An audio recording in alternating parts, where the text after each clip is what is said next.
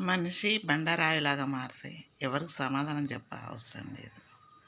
బండరాయే కదా అనుకుంటారు జనాలు. తను చెప్పుకుంటూ పోతారు. ఇంటోడికి బయటోడికి ఎవరికి సమాధానం చెప్పే అవసరం ఉండదు బండవైతే. అదే మనిషి అయితే అందరికి సమాధానం చెప్పాలి. కాలుతో తన్నుకున్నా ఇవి చేసినా చప్పుడు చేయదు బండరాయి, మౌనంగా ఉంటాడు.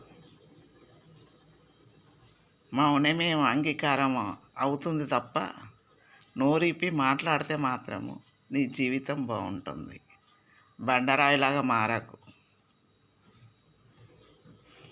అర్థమైందా? సింహం పిల్లిలాగా మారిన కుక్కలన్నీ ఉరికి కొడతాయి. బండరాయిని అనుకుంటున్నావు, బండరాయి కాదు. మనిషిలాగా మారి మనిషి తన్నుకుంటా పోతారు బండనైతే. అది గ్రహించాలి మనం.